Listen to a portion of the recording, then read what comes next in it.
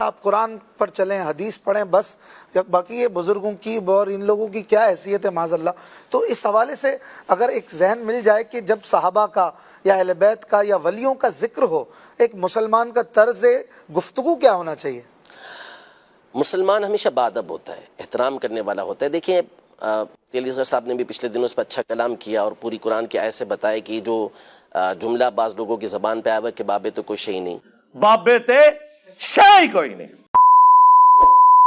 جی تو حالانکہ یہ جو طرز ہے، یہ جو انداز ہے، جی یہ اسلامی تربیت کے بالکل خلاف ہے۔ نبی پاک صلی اللہ تعالیٰ علیہ وسلم تو یہ ارشاد فرماتے ہیں کہ من لم یرحم صغیرنا ولم یوقر کبیرنا فلیس منا، واہ، کہ جو ہمارے چھوٹوں کے اوپر رحم نہ کرے اور ہمارے بڑوں کی تعظیم نہ کرے وہ تو ہم میں سے ہے ہی نہیں۔ ٹھیک ہے؟ سبحان تو اب انداز گفتگو کہ وہ کوئی شے نہیں ہے، کوئی چیز نہیں ہے، کیسے نہیں ہے؟ اللہ تبارک و تعالیٰ کی بارگاہ میں ان کا کیا مقام و مرتبہ ہوتا ہے۔ صحیح بخاری شریف کی حدیث مبارکہ ہے کہ نبی پاک صلی اللہ علیہ وسلم نے ارشاد فرمایا کہ ان اللہ اذا احب عبدا، اللہ پاک جب کسی بندے سے محبت کرتا ہے، حالانکہ اللہ جل شانہ اپنی مخلوق سے محبت ویسے ہی فرماتا ہے، صحیح، یہاں محبت اور بندے سے مراد وہ نیک صالح بندہ ہے جس کو ہم ولی کہتے ہیں، اللہ کا ولی کہتے ہیں، اس سے اللہ پاک جب محبت کرتا ہے تو جبریل امین کو اپنے پاس بلاتا ہے اور فرماتا ہے کہ انا احبہ، میں اس سے محبت کرتا ہوں، فاحبہ، تو اس سے محبت کر۔ جبریل امین اس سے محبت کرتے ہیں، واہ، پھر وہ اہل آسمان میں اعلان کرتے ہیں کہ فلاں بندے سے اللہ پاک محبت کرتا ہے، تم بھی اس سے محبت کرو۔ آسمان والے اس سے محبت کرتے ہیں، ثم یودع له القبول فی الارض، پھر اس کے بعد جو زمین والے ہوتے ہیں ان کے دل کے اندر، ان کے دل میں اس بندے کی مقبولیت کو رکھ دیا جاتا ہے۔ سبحان اللہ، یعنی کون سے لوگ جو نیک صالح اللہ کے بندے ہوتے ہیں، جو دین کی طرف راغب ہوتے ہیں، ان کے دلوں کے اندر ان کی محبت رکھ دی جاتی ہے۔ تو وہ کون ہیں؟ اللہ کے نبی، اللہ کے اولیاء ہیں، ٹھیک ہے، صحابہ ہیں، اہل بیت اطہار ہیں۔ تو یہ ان کا طرز عمل، ان کا طریقہ کار ہوا کرتا تھا۔ تو یہ جو ادب اور احترام کا جو طریقہ کار ہے، یہ اسلاف سے نبی پاک صلی اللہ تعالیٰ علیہ وسلم کی تعلیمات اسلاف نے لی اور آگے چلاتے ہوئے آئے ہیں۔ ہمیشہ احترام کے ساتھ ہمارے یہاں بزرگوں کا یہ نام لیا جاتا رہا، چاہے وہ صحابہ کرام علیہم رضوان ہوں، اہل بیت اطہار ہوں، اولیاء ہوں، شہداء ہوں، ان کا نام ہمیشہ ادب اور احترام کے ساتھ لیتے ہیں۔ یہ تو اصول ہے، ضابطہ ہے۔ قرآن مجید فرقان حمید میں اللہ جل شانہ نے والدین کے لیے یہ فرمایا کہ اگر وہ بڑھاپے میں سے وہ دونوں پہنچ جائے یا ان میں سے کوئی ایک بڑھاپے کو پہنچ جائے، فلا تقل لہما اف، انہیں اف نہ کہو۔ اف کا کلمہ کہا گیا کہ اف نہ کہو۔ تو علماء نے اس مقام پر، مفسرین نے اس مقام پہ لکھا کہ اف یہ سب سے ہلکا کلمہ ہے کہ جو بندے کو تکلیف کے وقت نکلتا ہے، ٹھیک ہے۔ تو ان کے ادب اور احترام کے پیش نظر ان کو اف کا کلمہ نہ کہو۔ اس پر پھر مفسرین نے لکھا کہ اگر کسی مقام پر اف کا کلمہ یہ تعظیم کے لیے استعمال ہوتا ہو، رسپیکٹ دینا چاہیں، تعظیم دینا چاہیں، اور اس مقام پر اف استعمال ہوتا ہو کسی زبان کے اندر، لینگویج کے اندر، تو وہاں پر اف کہنا منع نہیں ہوگا۔ وجہ کیا ہے؟ وجہ یہ ہے کہ یہاں جو منع کرنے کی بیسک بنیادی وجہ تھی وہ یہ تھی کہ اس سے ان کو تکلیف ہوتی ہے، اذیت ہوتی ہے کہ ہماری اولاد نے ہمارے سامنے اف بھی کیسے کیا، مثال کے طور پر مثال میں نے بیان کیا۔ دوسری بات دیکھیں، اب الفاظ اس طرح کے استعمال کرنا، تو اگر کوئی اپنی ماں کو کل سے یہ کہنے لگے کہ یہ میرے باپ کی بیوی ہے، حقیقت تو بیان کی نا، لیکن کوئی بھی نہیں کہنا درست ہوگا؟ بالکل درست نہیں ہوگا۔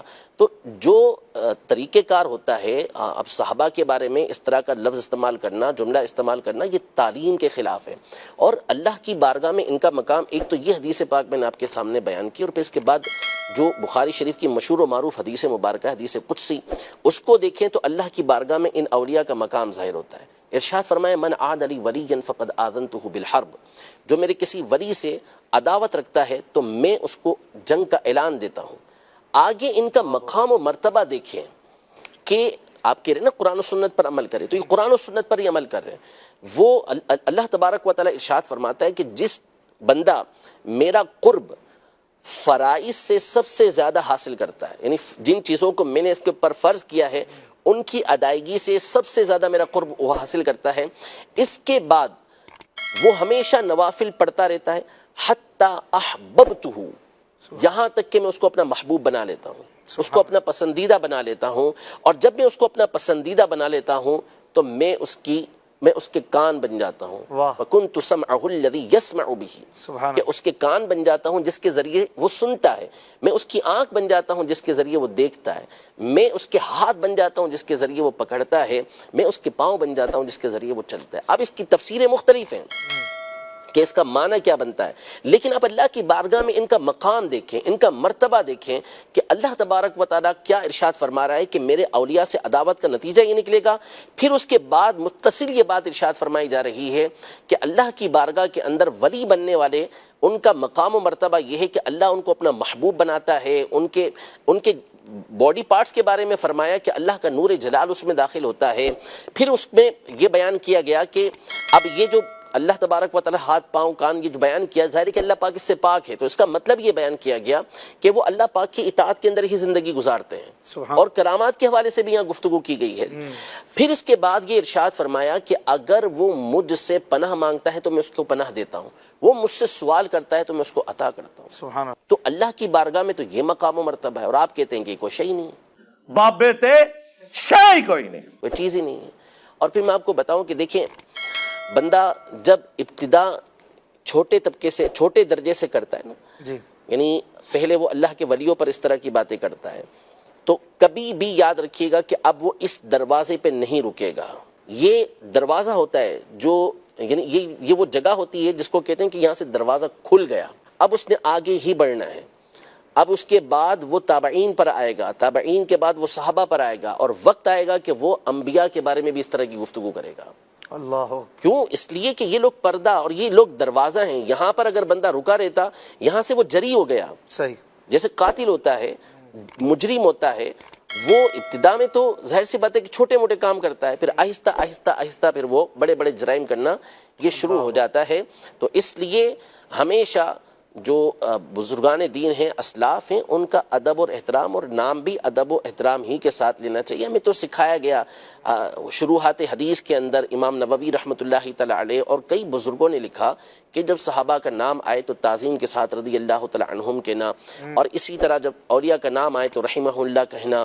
یہ تو ہمیں تعلیم دی گئی ہے اس چیز کی کہ ہم نے اس انداز میں گفتگو کرنی ہے، اور یہ ایک نئی بالکل لاجک اور نیا طریقہ کار، اور اس کے پیچھے ایک بہت بڑی وجہ ہے۔ اور یہ چونکہ آپ نے سارے بھی تک جتنے سوال کیے ہیں انیکسپیکٹڈ ہیں سارے، تو اب یہ ایک پورا پیچھے ایک وجہ ہے اس کی کہ یہ کیوں اس طرح کیا جا رہا ہے۔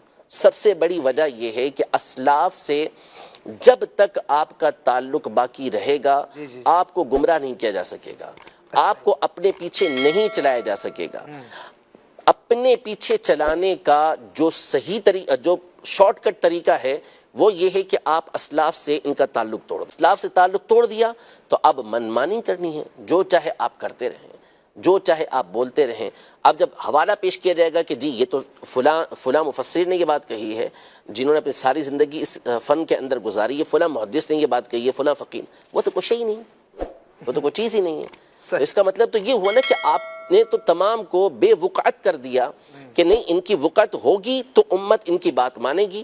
اور یہ وہ لوگ تھے کہ جو سلسلہ در سلسلہ ہمیں نبی پاک صلی اللہ تعالیٰ علیہ وسلم تک پہنچا رہے تھے، لیکن انہوں نے وہ جو کڑی آ رہی تھی اس سے کاٹ دیا کہ نہیں، ڈائریکٹ ہمارا راستہ، حالانکہ یہ امت کے طریقہ کار کے خلاف ہے۔ اور ہمیشہ آپ دیکھ لیں، کبھی بھی یہ توہین والا انداز آپ کو امت کے اندر جو نیک سارے لوگ ہیں کبھی ان کے اندر نہیں ملے گا۔ اب یعنی یہ پچھلے 1400 سالوں میں اس طرح ہمیں اچھے لوگوں میں، صالحین میں نہیں ملتا۔ بالکل نہیں تو ملتا۔ لگتا ہے جیسے کہ آج کوئی آیا اور وہ کہتا ہے پچھلے سارے غلط تھے، میں ہی صحیح ہوں، تو پھر وہی غلط ہوا نا، وہی غلط ہوں۔ امت تو غلط نہیں ہو سکتی۔ تو قرآن مجید فرقان حمید میں واضح طور پر ارشاد فرما دیا کہ جو شخص بھی مسلمانوں کے علاوہ کوئی اور راستہ تلاش کرے تو ہم کو اس کو اسی کی طرف پھیر دیں گے، نولیہ ما تولی، جس طرف وہ پھر رہا ہے ہم اسی طرف اس کو پھیر دیں گے، اور اس کو جہنم کے اندر داخل کریں گے، اور جہنم بڑا ہی برا ٹھکانہ ہے۔ مسلمانوں کا راستہ اختیار کرنے کا حکم دیا گیا، اور جیسا کہ مفتی صاحب نے بھی بیان کیا اس دن کہ صراط الذین انعمت علیہم، یہ تو آپ جب تک صراط الذین انعمت علیہم انعام یافتہ بندوں کا ذکر نہ کریں اس وقت تک تو آپ کی نماز ہی پوری نہیں ہوتی۔ پھر اس کے بعد جب التحیات کے اندر اب آتے ہیں تو السلام علینا وعلی عباد اللہ الصالحین، صالحین کا مطلب ہی اولیاء ہوتا ہے، نیک لوگ ہوتے ہیں، تو ان کے لیے آپ کا دعا کرنا ضروری ہوتا ہے۔ تو ہمیں تو یہ تعلیم و تربیت دی جا رہی ہے کہ ہم ان کے لیے دعائیں کریں، ہم ان کے طریقہ کار کو اختیار کریں، اور ہمیشہ سے مسلمان یہ طریقہ کار اختیار کرتے ہوئے آ رہے ہیں۔ یہ ایک نئی طریقے کا نیا طرز نکلا، نیا انداز نکلا، اور پھر اس کے بعد اب ہمارے سامنے اس کے اثرات جو ہے وہ دیکھ رہے ہیں ہم۔ ہے تو بہت تھوڑا سا اس کا اثر، کوئی بہت بڑا اثر نہیں ہے، صرف سوشل میڈیا کا ایک ہوا ہوتا ہے کہ جس کے ذریعے چیزیں ہو جاتی ہیں، ورنہ گراؤنڈ ریئلٹی یہ ہوتی ہے کہ ایسے لوگوں کی کوئی حیثیت اور حقیقت نہیں ہوتی۔ دیکھنے والے، کمنٹس دینے والے، گفتگو کرنے والے بھی عمومی طور پہ وہ ہوتے ہیں کہ جو مخالف ہوتے ہیں اور اپنے بے وقوفانہ طرز کی وجہ سے ایسے لوگوں کو پروموٹ کر رہے ہوتے ہیں، ورنہ ان کے فالوورز آٹے میں نمک تو بہت بڑی چیز ہے، کچھ بھی نہیں ہوتے۔ حقیقت یہ ہے۔ تو اصل یہ ہے کہ ہمیشہ سے مسلمان یہ صحابہ سے، اہل بیت سے، اپنے اسلاف سے متصل رہے ہیں، ان کے ساتھ جڑے ہوئے رہے ہیں، اور انشاءاللہ قیامت تک یہ سلسلہ چلتا رہے گا۔ اس طرح کے لوگ آتے جاتے یہ ہمیشہ رہے ہیں، اور علماء ان کا اچھی انداز میں رد کرتے ہی رہے ہیں۔